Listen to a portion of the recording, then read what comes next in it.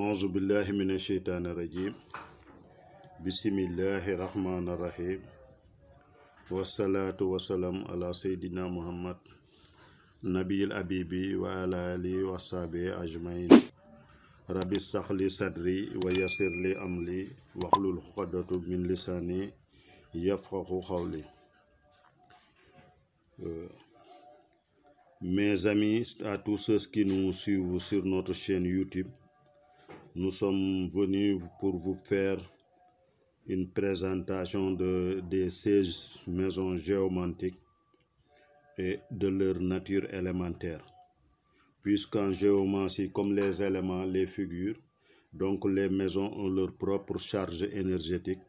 Donc chaque maison que vous voyez a une attribution parmi les 4 éléments qui existent, à savoir le feu, l'air, l'eau et la terre. Donc pour commencer, nous vous disons de vous abonner et d'appuyer sur la cloche de notification. Donc pour la première maison ici, nous avons la maison de Youssouf, qu'on appelle Pierre. Donc cette maison, comme on l'a appris dans les anciennes vidéos, c'est une maison qui représente l'âme de l'individu, ses pensées, ses désirs, ses propres vouloirs. Donc cette maison est occupée par Youssouf, mais néanmoins toutes les autres figures dans un thème peuvent se déplacer et venir pour s'exprimer dans cette maison.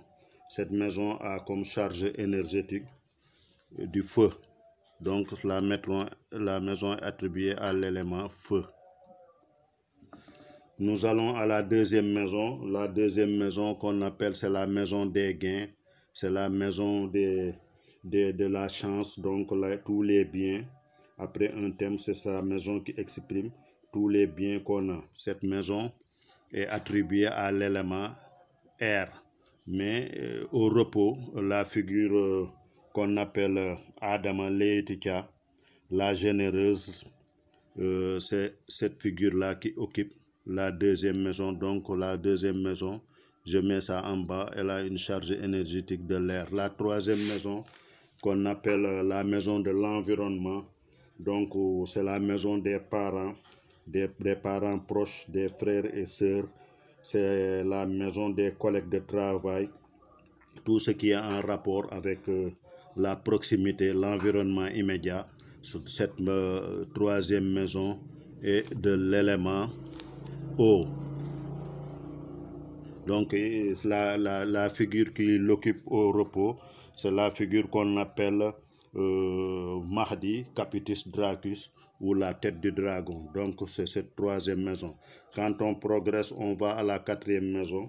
On a la maison du foyer, c'est la maison des racines, c'est la maison qui exprime la vie dans le foyer, le climat de la maison, donc c'est la maison du père.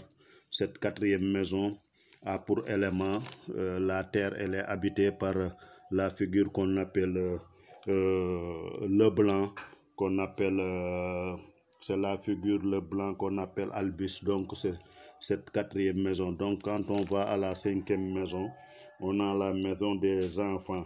C'est la maison en même temps des informations. C'est la maison qui exprime donc des nouvelles dans un thème. C'est la maison des amours. C'est la maison aussi des plaisirs. Donc dans un thème, c'est la maison qui exprime le ventre d'une femme.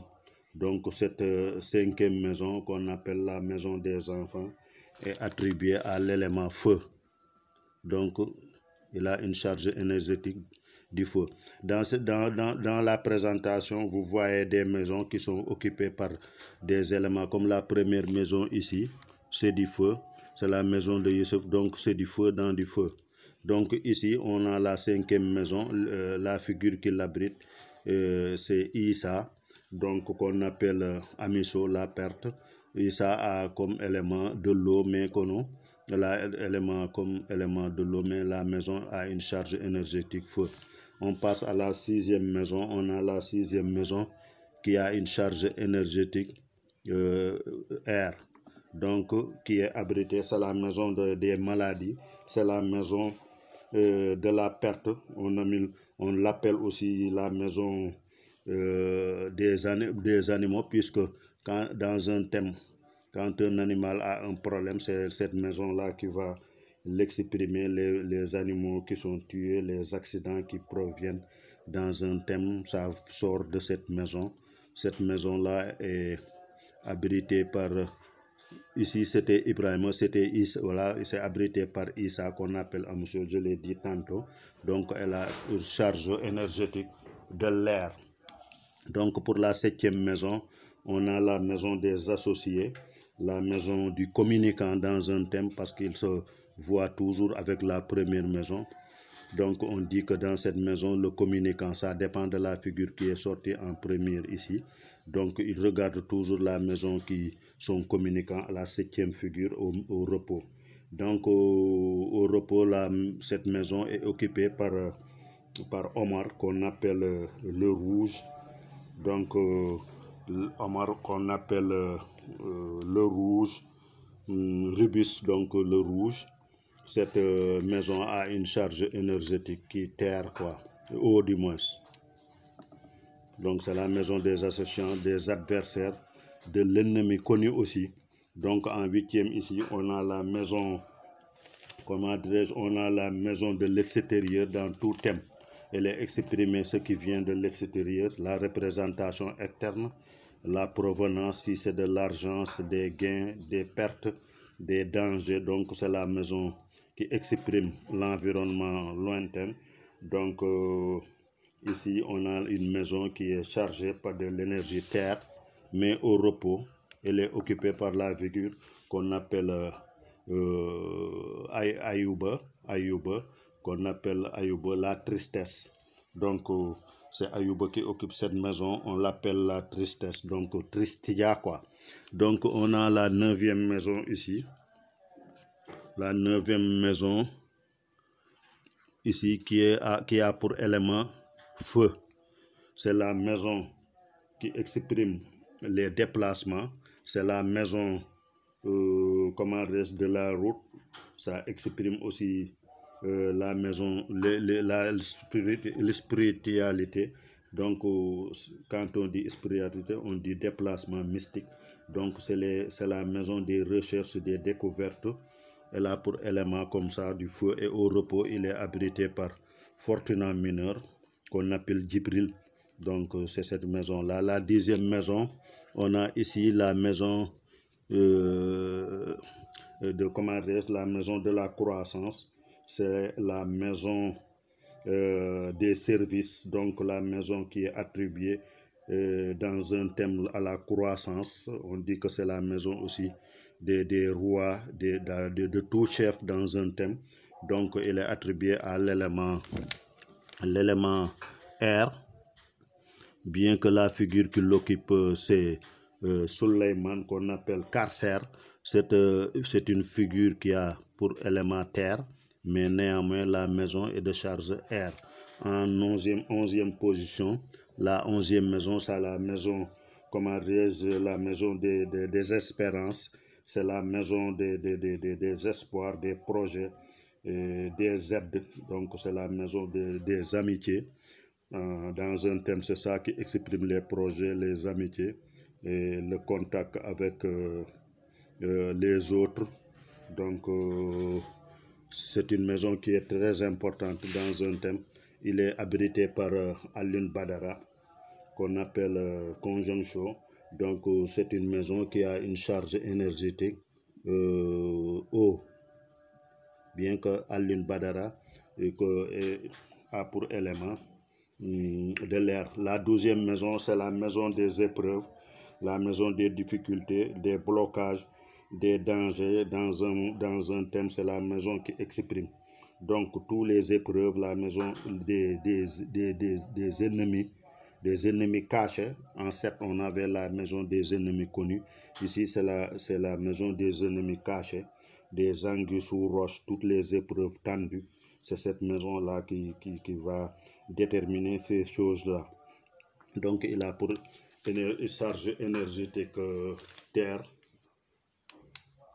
C'est une maison qui est abritée par Fortunam majeur qu'on appelle No. On a ici en 13e position la 13e maison qu'on appelle le témoin immédiat. C'est la maison du dortoir, c'est le dortoir du consultant. Donc c'est la maison qui exprime les sentiments, les avoirs, bien en bien comme en mal, ce que ressent le consultant au moment où on fait le thème du moins. C'est une maison qui s'exprime dans le présent. Il a pour charge énergétique donc du feu.